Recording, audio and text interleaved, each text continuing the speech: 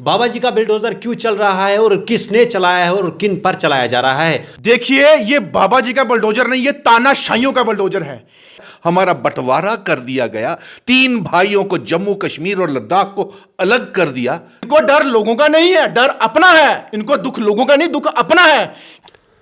खैर मकदम है आप सभी का सच न्यूज़ नेटवर्क में, और आपके साथ मैं हूं लोन सुलेमान। एक ऐसे मुद्दे को लेकर बात की जाएगी जो मुद्दा अभी मुद्दे को लेकर हर तरफ से जो है सियासतदानों के भी बयान आते हैं। कोई इस मुद्दे को सही ठहराता है तो कोई गलत ठहराता है। इसी पर जो है आम जनता की भी व्यू आती है। आम जनता जो है वो उसके व्यू के मुताबिक भी किसी पर यह जुल्म होता है तो किसी के साथ नाइंसाफ़ी होती है। इसी पर बात होगी, और बात करने के लिए हमारे साथ सनीकांत साहब मौजूद है जो कि यूथ लीडर है, और साथ ही में हमारे जो है बाएं जानिब आप देखेंगे सुनील डिम्पल साहब है जो कि स्टेटहुड के प्रेसिडेंट है। इन दोनों से आज इसी मुद्दे को लेकर बात होगी कि आखिर बाबा जी का बिल्डोजर क्यों चल रहा है और किसने चलाया है और किन पर चलाया जा रहा है। तो सबसे पहले हम सुनील साहब के पास चलते हैं, इनसे इनके देखते हैं इनका क्या व्यू है इस पर कि बाबा जी के बिल्डोजर जो आजकल चल रहा है लोगों के मकानों पर, लोगों की जमीनों पर, लोगों के दुकानों पर, लोगों को घर से बेघर किया जा रहा है। सुनील साहब आपकी क्या राय है इस पर, जो लोगों को बेघर किया जा रहा है, लोगों के मकान दुकान उखाड़े जाते हैं, ये बाबा जी का बिल्डोजर आखिर किसने और क्यों चलाया है।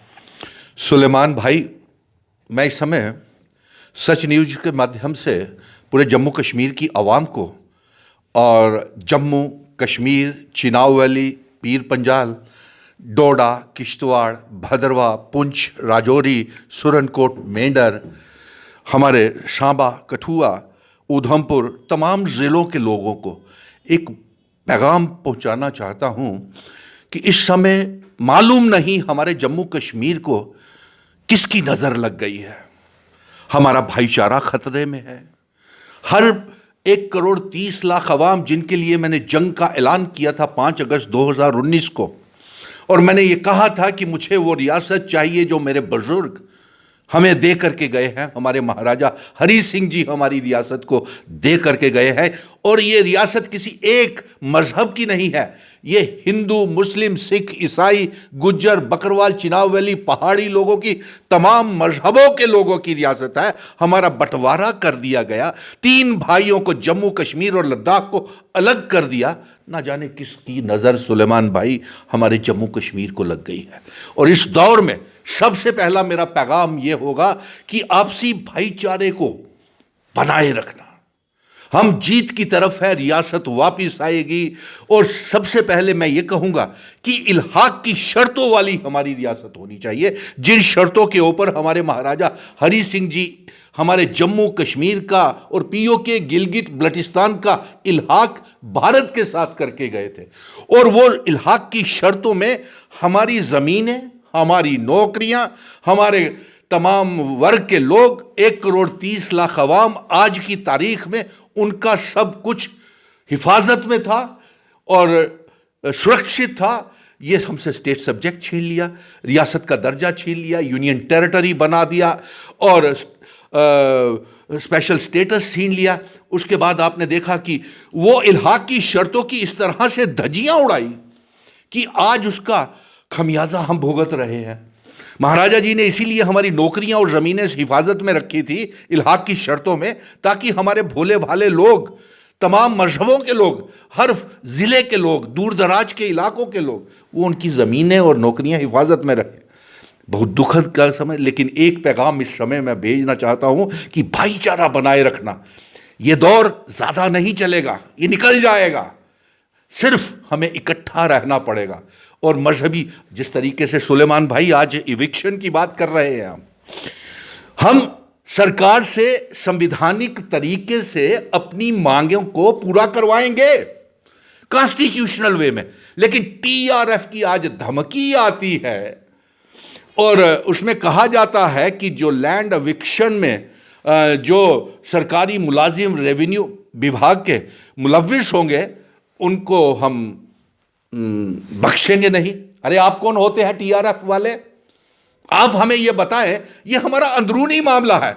हम देश के प्रधानमंत्री जी से, गृह मंत्री अमित शाह से, लेफ्टिनेंट गवर्नर मनोज सिन्हा साहब से संवैधानिक तरीके से, भाईचारे के तरीके से हम ये अपने सारे हकूक ले लेंगे वापस। आप हमारे सुनील साहब कब हुकूक वापस ले लेंगे? जब लोगों को घर से बेकार करने के बाद हुकूक वापस ले लेंगे? जी मुझे मालूम है सुलेमान, आप गुस्से में हैं, आप अवाम की नुमाइंदगी कर रहे हैं और ये गुस्सा मैं भी देख रहा हूं। और ऐसी कौन सी ज़रूरत पड़ी हमें कि ना चुनी हुई सरकार है, ना जमहूरियत है और ना जम्मू कश्मीर का कोई ध्यान रखा जा रहा है। हमारे बेरोजगारी की मसले हैं।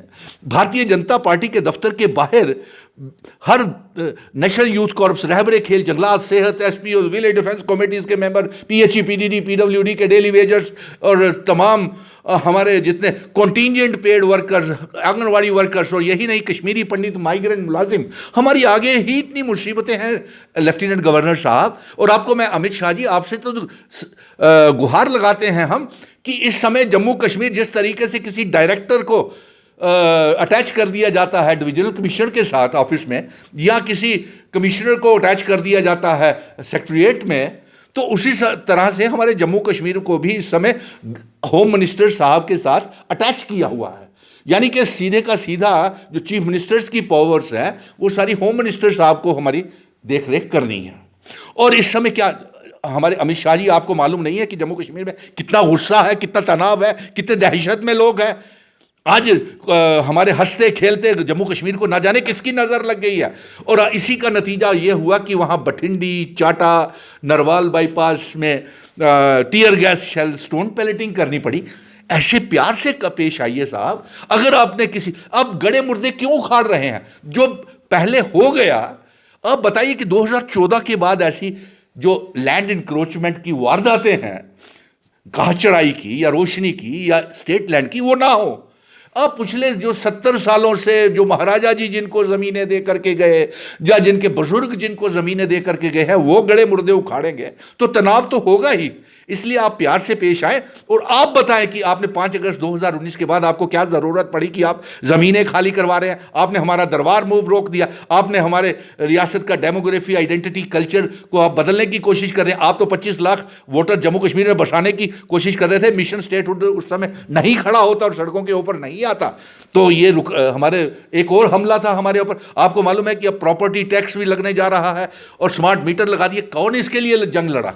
हमारे ही स्टाफ। सनी साहब, आप बताइएगा बाबा जी का बिल्डोजर क्यों और किस लिए चलाया जा रहा है? क्यों गरीब लोगों को घर से बेघर किया जा रहा है? और ये भी जो है हमारी इंतजामिया थी, चाहे हमारे गवर्नर साहब मनोज सिन्हा साहब थे, उन्होंने कहा था कि गरीब के साथ कोई भी जुल्म या नाइंसाफ़ी नहीं की जाएगी। लेकिन फिर भी हम माबी भी देख रहे, वादी जम्मू कश्मीर की अगर बात करें, लोगों के व्यू पॉइंट देखें तो लोग कह रहे उनको दुकानें उखाड़ी जाती है। किसी का रोजगार एक दुकान को लेकर चलता है, उसे उस दुकान को उखाड़ा जाता है, तो वो किस तरह से अपने घर वालों को पालेगा? देखिए, सबसे पहले मैं सच न्यूज़ नेटवर्क का बहुत बहुत शुक्रिया अदा करता हूं, सुलेमान भाई आपका भी, कि जिन्होंने आपके चैनल के माध्यम से रूबरू होने का जो मुझे मौका दिया। देखिए, ये बाबा जी का बुलडोजर नहीं, ये तानाशाहियों का बुलडोजर है। ये बुलडोजर उन ब्यूरोक्रेटों का है जो आज की डेट में जम्मू कश्मीर की आवाम को कीड़े मकोड़े समझते हैं।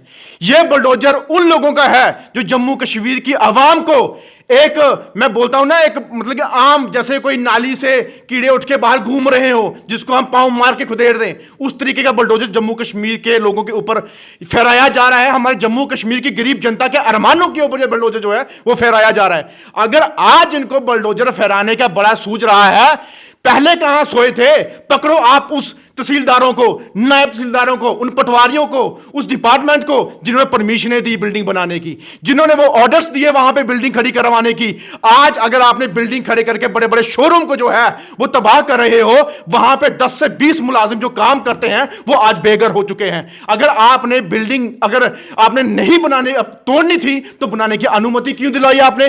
वो डिपार्टमेंट बराबर कसूरवार है ऐसी चीज करने के लिए। और मुझे बताइए, तिनका तिनका करके जोड़ के हमारे मासूम लोगों ने 5 मरले, 3 मरले, 2 मरले अपना आशियाना बनाया है, तो उस आशियानों को तोड़ने में आप कैसा जालिम जैसा बर्ताव जो है लोगों के ऊपर करेंगे? अगर आपने इन्हीं गरीबों से वोट लेके सरकारें बनाई तो क्या इन्हीं के आशियाने आप तोड़ोगे? प्रधानमंत्री जी बोलते हैं कि आवास योजना, ये तोड़ो। आवास योजना का जो है आपने प्रक्रिया शुरू की है, मानता हूं आप पंजा चलाओ, लेकिन उनके ऊपर चलाओ जो जम्मू कश्मीर को नोचने या निचोड़ने में इन्होंने बराबर साथ दिया।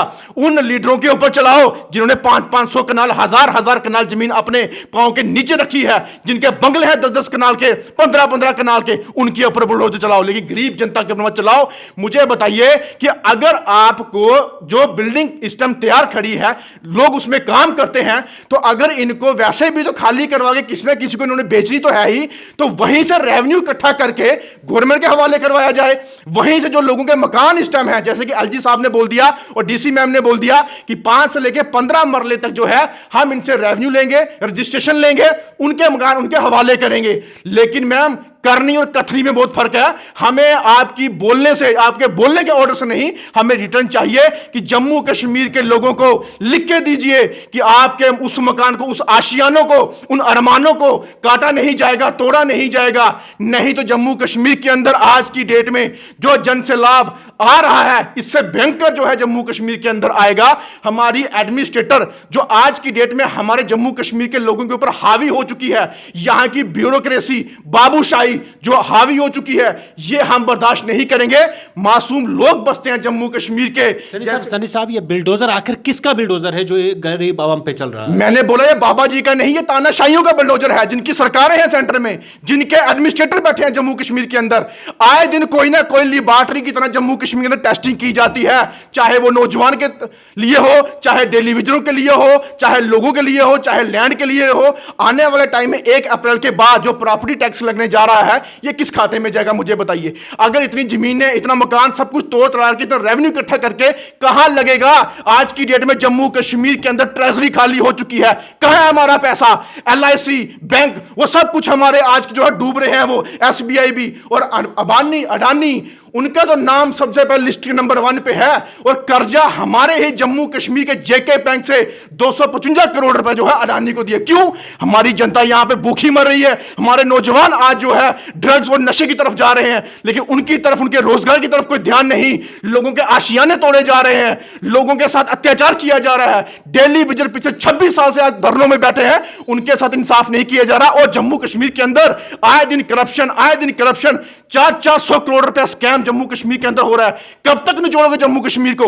और हमारे सबसे बड़े कसूरवार जो हैं वो हमारे जम्मू कश्मीर के लीडर हैं, जिन्होंने जम्मू कश्मीर को बेचने में, जम्मू कश्मीर को निचोड़ने में कोई कसर नहीं छोड़ी। अगर जम्मू कश्मीर के अंदर आज क्राइम बड़ा है तो ये बेरोजगारी की वजह से बड़ा है। आज जम्मू कश्मीर के अंदर हमारे लोग लाचार हैं तो इनकी वजह से, जिन्होंने जम्मू कश्मीर का सौदा दिल्ली में जाके किया। अगर जम्मू कश्मीर रियासत थी, जैसे पहले बोला जनाब ने, तो अगर उस रियासत को अगर आप तोड़ने नहीं देते, 25 के 25 MLA लखनपुर के चौक में खड़े होते कि हम रियासत नहीं तोड़ने देंगे, हम खड़े हैं, तो आपको 50 अपनी MLA की सीट, अपनी जीत की बात नहीं करते, 90 की 90 आपको मिलती। लेकिन आपकी नाकामयाबी की वजह से जम्मू कश्मीर के अंदर आज जो हालात हो रही है, ये हमारा बच्चा जो है वो रो रहे हैं। शर्म आनी चाहिए। हमारी छोटी छोटी बच्चियां, हमारे बच्चे, हमारे बूढ़े बुजुर्ग आज रोडों पे दर-बदर हैं और उनको रात को नींद तक नहीं आती कि हमारे घर के ऊपर बुलडोजर कब चलेगा। ये हालात जम्मू कश्मीर के अंदर है।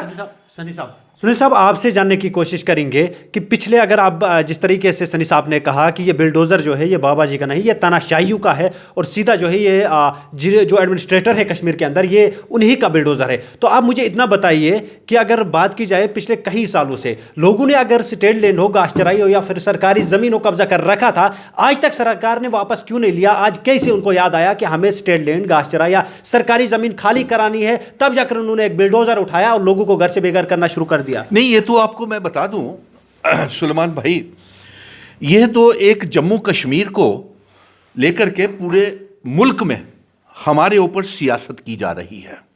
जम्मू कश्मीर को इन्होंने, अब देखिए 9 रियासतों में जम्मू कश्मीर के छोड़ करके पिछले 8 सालों से जम्मू कश्मीर में चुनाव नहीं हो रहे, जमहूरियत नाम की कोई चीज़ नहीं है, किसी की कोई सुनवाई नहीं हो रही, और तमाम मुल्क में असेंबली के इलेक्शंस हो रहे हैं, जम्मू कश्मीर में क्यों नहीं हो रहे?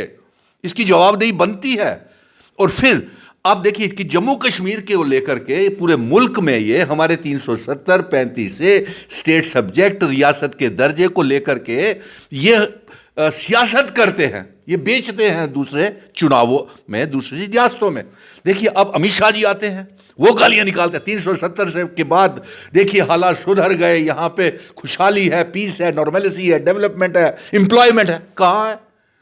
30 लाख बेरोजगार नौजवान आज मेरा सड़कों के ऊपर है और 1 करोड़ 30 लाख अवाम तनाव में है, दहशत में है, डरा हुआ है और किसी के फ्यूचर का कुछ पता ही नहीं है। यह ऐसा किसकी नजर लगी है 5 अगस्त 2019 के बाद जम्मू कश्मीर को कि ये हमारा ये हाल हो गया। अब आप देखिए ये जम्मू कश्मीर जो है, या बुलडोजर की बात कर रही है ना, पहले पोलराइजेशन कुछ और तरीकों से छोटे लेवल के ऊपर होती थी। अब ये इस समुदाय का कहना है कि ये टारगेटेड बुलडोजर चल रहा है, पोलराइजेशन करने की कोशिश की जा रही है और ऊपर से टीआरएफ कौन है? अरे भाई हमें मालूम नहीं। मैं आज ही मैंने बयान जारी किया है और मैंने प्रधानमंत्री नरेंद्र मोदी जी को भी बोला है और अमित शाह जी को भी, गृह मंत्री जी को भी बोला है कि ये टीआरएफ कौन है, कौन ऑर्गेनाइजेशन है, इसको मुंह तोड़ जवाब दीजिए अपने। अगर कोई है, वैसे तो मुझे समझ नहीं आ रहा कौन सी है, क्योंकि आपके मीडिया में ये इनकी लेटर्स जो धमकी के खत हैं वो वायरल हो रहे हैं कि उन्होंने जेसीबी वालों को धमकियां दे दी, रेवेन्यू डिपार्टमेंट को धमकियां दे दी और जिन्होंने भी इंक्रोचमेंट ड्राइव चलाई उनको धमकियां दे। अरे भाई ये हमारे अंदरूनी मामला है, जम्मू कश्मीर का हिंदू मुस्लिम सिख ईसाई तमाम मजहबों का मामला है। आप हमारे मुवाक्कफ को कमजोर कर रहे हैं। हम कॉन्स्टिट्यूशनल तरीके से जो हमसे छीना जा रहा है उसे संवैधानिक तरीके से वापस लाएंगे। अगर आपको टीआरएफ कोई है, और मुझे नहीं लगता कोई ऑर्गेनाइजेशन है, अगर है भी तो अपने पाकिस्तान का ध्यान करें, वहां की भुखमरी का ध्यान करें, वहां देखें किस तरीके से गरीबी से लोग मर रहे हैं, वहां का ध्यान करें। आप हमारे, और मैं आवाम से भी, तमाम मजहबों से, अपने मुस्लिम भाई बहनों से, सिख भाई बहनों से, अपने बुजुर्गों से, हिंदुओं से, तमाम मजहबों से कहूंगा, तमाम इलाकों के लोगों से कहूंगा कि आप इसकी कोई भी चाल में मत आना। ये हमारे भाईचारे को खत्म करने की कोशिश कर रहे हैं। और जो बाबा जी का बुलडोजर आज मीडिया वालों ने और गुस्से में पूरी आवाम ने ये नाम दे दिया है, जो सनी ने भी नाम दिया, तो मैं ये कहता हूं कि ये हमारे भाईचारे के ऊपर ना बुलडोजर चल जाए। तो इसकी तरफ केंद्र को ध्यान देना पड़ेगा और जितनी जल्दी हो सके, ये मत समझिए कि हम अगर प्यार से बात कर रहे हैं तो हमें जंग लड़ना नहीं आता। हम जंग भी लड़ सकते हैं। अस डोगरे आखने शाने कने, असे जितियां न जंगा कमसाने कने।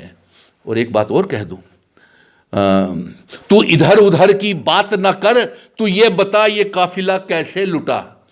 सुलेमान तू इधर उधर की सनी बात ना कर, तू ये बता ये काफिला कैसे लुटा और किसने लूटा। ये सनी सुलेमान ये 5 अगस्त 2019 को काफिला लुटा, एक खुशहाल रियासत का। हमने अपनी विरासत खो दी। हम लेके आएंगे, प्यार से लेके आएंगे, जंग से ले पड़ी तो तब भी लेंगे, लेकिन लेके आएंगे। और ये लूटा किसने? ये काफिला 5 अगस्त 2019 को भारतीय जनता पार्टी ने लूटा। ये आज तक लुटने लुटाने का सिलसिला जारी है। हमारा स्टेट सब्जेक्ट छीन लिया, 370 छीन लिया, हमारी ज़मीनें बिना लीज के, बिना स्टेट सब्जेक्ट में दुबई तक जाकर के हमरा और लुलु को बेचा है।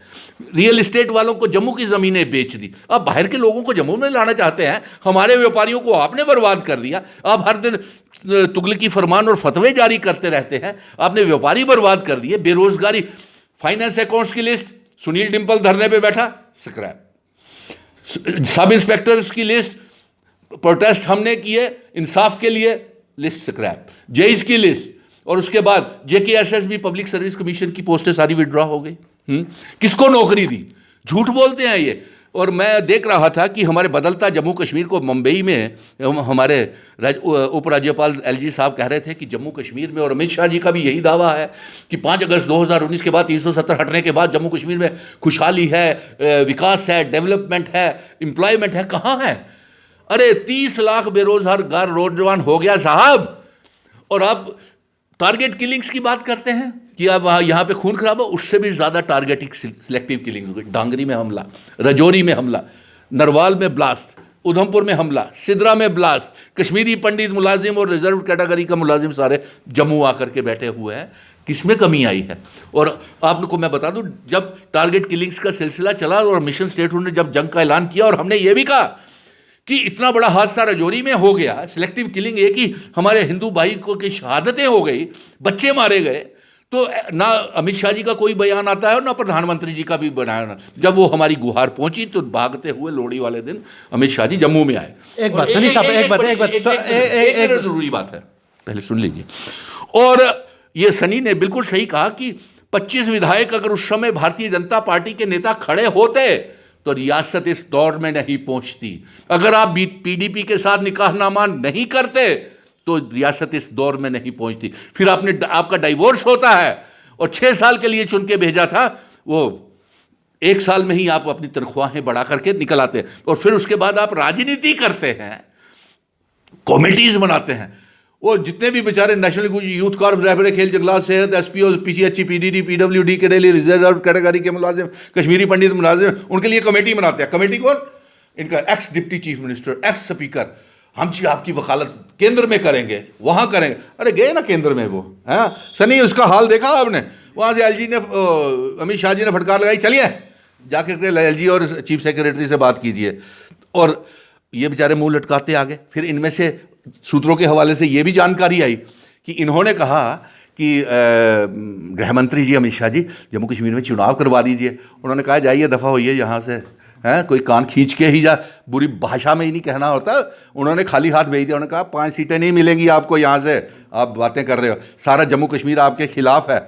ये सारी खबरें उनको है। और फिर अफसोस की बात ये है, वहाँ से आ गए, इनकी सुनवाई वहाँ नहीं हुई, एलजी इनकी बात नहीं सुनता। एलजी बीजेपी का है, बुलडोजर जो आप कह रहे हो वही चला रहे हैं आज भी ये लोग, अभी भी। और ये सियासत क्या करते थे? जितने क्राउड्स हैं, वो रहबरे खेल, नेशनल यूथ कॉर्प्स के बच्चे हमारे साथ, जंगलात के बच्चे हमारे साथ, वो हर रोज़ मुझे बुलाते हैं। आपने देखा भी होगा आपके मीडिया के ऊपर कि कहीं ना कहीं हमारे पहुँचे होते हैं हम। तो ये उनके जाते हैं, उनके क्राउड के ऊपर सियासत करते हैं। क्यों सनी?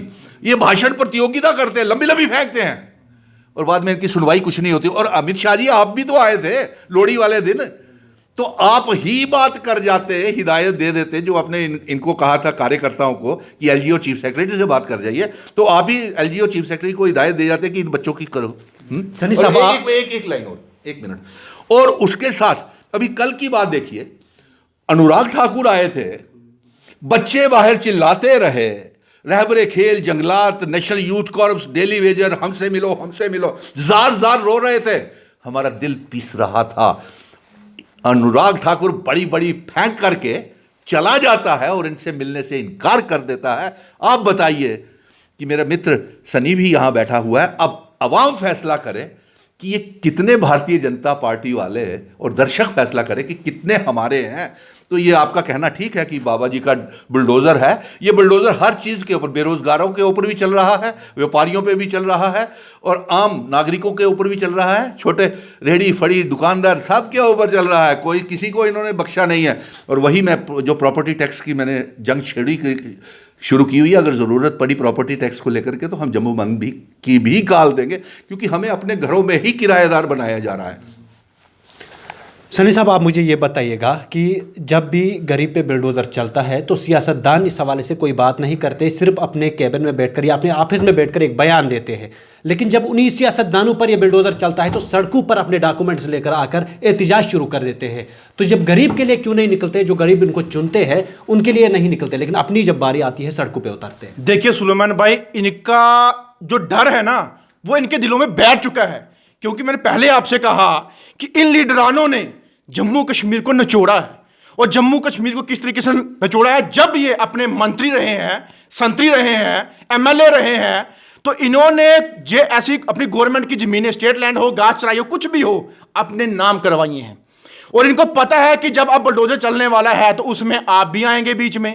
इनको डर लोगों का नहीं है, डर अपना है। इनको दुख लोगों का नहीं, दुख अपना है कि जैसे अगर उन पे बुलडोजर चल रहा है, कल हमारे ऊपर भी आएंगे तो लोग सोचेंगे कि सबसे बड़े चोर तो यही थे, हम लोगों ने फिर भी पैसे देके आशियाना बनाया, हमने फिर भी अपना जो है तिनका तिनका करके जोड़ के अपना घर बनाया। लेकिन डर इन चोरों को है कि इन्होंने जो 50-50 कनाल 100-100 कनाल जो जमीन है वो किस तरीके से अपने नाम करवाई है, जिसमें रेवेन्यू डिपार्टमेंट के हो और अपने म्युनिसिपल डिपार्टमेंट के हो, जेडीए के हो, मिनिस्टर्स हो, वो सब इन्वॉल्व होंगे, जिसमें इनकी लिस्ट भी 20-25 बंदों की जो है वो निकल चुकी है। और आने वाले दिनों में इनकी और जो लिस्ट है 10 से 12 बंदों की वो भी तैयार है, वो भी आएगी जब अपने मैदान में, तो तब जाके लोगों के बीच आके बोलते हैं हमारे लोगों को छुड़ाओ। इनको पता है कि उनके कंधे पे हाथ रख के या उनके सर पे हाथ रख के इनका नहीं अपना आप बचाने की जो है वो बात करते हैं। और मुझे एक बात और बोलना चाहता हूं, देखिए सबसे पहले 25-26 साल से डेली विजर्स जिनको इंसाफ मिलना चाहिए वो नहीं मिला।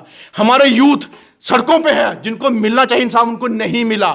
हमारे जो ऑल रिजर्व कैटेगरी के लोग हैं, ट्रांसफर पासी, जो अपना मौत का तांडव देख चुके हैं कश्मीर के अंदर, उनको इंसाफ नहीं मिला। लेकिन जो घर है हमारे छोटे लोगों के, गरीबों के, उनके आशियाने से उनको बाहर निकालने का जो काम है ये बुलडोजर के जरिए शुरुआत की इन्होंने। मुझे बताइए, ना नौकरी, ना चाकरी, ना पैसा, ना इनकम, ना प्राइवेट काम, अब घर जो बचा है वो भी छीनने का काम आप लोग कर रहे हो। इंसानियत रखो अंदर कि जम्मू कश्मीर के अंदर जिस दिन जन सैलाब आएगा, जिस दिन जैसे कहा कि डोगरे कमसान के साथ जीते ना लड़ाई, लेकिन जिस दिन वो रोड पे आ जाएंगे ना विद यूथ, विद नौजवान, तो उस दिन ये सरकारें ताले बंद करके दफ्तर करके जम्मू कश्मीर के बाहर हम फेंकेंगे, जम्मू कश्मीर के अंदर नहीं। आप लोग वही हो ना जिसने जम्मू कश्मीर को लद्दाख से अलग करवा दिया और लद्दाख को हर एक चीज वो दे दी, लेकिन हमारे साथ ही सुतेली मां जैसा बिहेव क्यों? हमारे साथ ये चीजें क्यों? हमारी स्टेट भी आपने ले ली, रियासत भी आपने ले ली, हमारा स्टेटस भी आपने छीन लिया, और हमारे जो घर है छोटे छोटे गरीब लोगों के, अब उस पर भी आपकी आंखें अपनी आ गई। और मुझे बताइए, अगर आपको रेवेन्यू इस तरीके से लेना है तो वो अच्छा नहीं है। अगर आपको रेवेन्यू लेना भी है तो लगाइए उनके ऊपर रजिस्ट्रेशन, फीस लीजिए। बड़े बड़े शोरूम में जो 50-50, 100-100 बंदा काम करता है, उनके रोजगारों के ऊपर लात ना मारिए। आगे ही रोजगार आप दे तो नहीं रहे हैं, लेकिन ये भी छीन रहे हो। मुझे बताइए, आने वाले दिनों में ऐसी नौबत ना आए जो कश्मीर में आज पनप रही है। जम्मू के अंदर जिस दिन वो आ गई तो भयंकर आपको भुगतान भुगतना पड़ेगा जम्मू कश्मीर के अंदर। और मैं सेंटर की सरकार के, आपके चैनल के माध्यम से सेंटर की सरकार को बोलना चाहता हूं कि अगर जम्मू कश्मीर के अंदर आपके जो लीडर हैं अगर काम नहीं कर सकते तो इनको वहां पे आशीर्वाद लेने के लिए मत बुलाइए।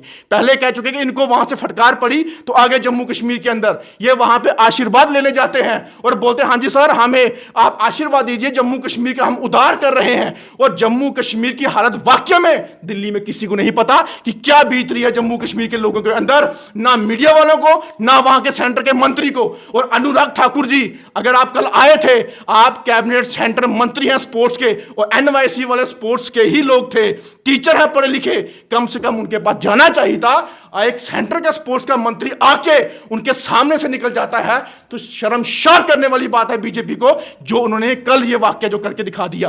तभी मैं कहता हूं कि जम्मू कश्मीर के लोगों के साथ सुतेली मां जैसा बिहेव जो किया जा रहा है, स्टेप मदर जैसा बिहेव जो किया जा रहा है, कि जिसकी वजह से आज हमारे लोग, नौजवान, माताएं, बहनें और हमारे प्रधानमंत्री जी बोलते हैं बेटी पढ़ाओ बेटी बचाओ। आज हमारी बेटियां रोडों पे हैं, चाहे वो ड्रग्स के लिए आवाज उठाती हो, अपनी नौकरी के लिए, चाहे किसी चीज के लिए, चाहे अपना आशियाना घर बचाने के लिए, और उनकी माएं रोती हैं घर बैठ के कि हमारा घर पे पता नहीं किस दिन पथराव या बुलडोजर चलेगा तो हम क्या करेंगे। मैंने खुद देखा उनका मंजर ऐसा रोते हुए, दुख होता है चीज देख के कि अगर कोई चोर है, क्रिमिनल है, अगर एंटी नेशनलिस्ट है उसके ऊपर कार्रवाई कीजिए, अगर कोई बड़ा डाकू है तो उसके ऊपर कीजिए, लेकिन छोटे छोटों पे क्या कर लोगे आप। और जिन्होंने इतना देर से बना के रखा है, एक आपके पास सिस्टम होना चाहिए कि अगर आप प्रॉपर्टी टैक्स लगा रहे हो तो इस तरीके से उनका टैक्स लेके या पैसे लेके उनके नाम आप मकान कीजिए, उनके कम से कम मकान तो बचे रहे। आप अपना रेवेन्यू बढ़ाइए ना जम्मू कश्मीर के अंदर, जो खाली कर चुके हो जम्मू कश्मीर को, कितना लेके जाओगे यहां से, निचोड़ दिया आपने जम्मू कश्मीर को। तो मैं लास्ट में बोलना चाहता हूं कि प्लीज और इम्तिहान ना ले कि पानी सर से ऊपर चला जाए और हमें रोडों पे ऐसा जन सैलाब लाना पड़े कि आप भुगतान करना या उसको भुगतना मुश्किल हो जाए आपके लिए। तो नाज़रीन, आपने देखा कि हमारे साथ बाबा जी के बिल्डोजर जिसको कहा जाता है एंटी इंक्रोचमेंट जो ड्राइव का सिलसिला पूरी वादी जम्मू कश्मीर में बड़े पैमाने पे चल रहा था, उसी पे हमने बात की। सनी साहब हमारे साथ मौजूद थे, यूथ लीडर, और साथ ही में सुनील डिम्पल साहब हमारे साथ मौजूद थे जो मिशन स्टेट रोड के प्रेसिडेंट है। इन्होंने अपनी राय रखी। इन्होंने कहा कि ये गरीब आवाम के साथ सरासर नाइंसाफ़ी और जुल्म है, जिस तरीके से लोगों की ज़मीनें, लोगों के मकान या लोगों की दुकानें गिराई जा रही है, जिस तरीके का एंटी इंक्रोचमेंट ड्राइव चलाया जा रहा है, ये गरीबों के ऊपर जो है जुल्म और नाइंसाफ़ी है। मज़ीद आप बने रहेगा हमारे साथ, आने वाली हर खबर हम आप तक पहुँचाने की करेंगे ज़रूर कोशिश।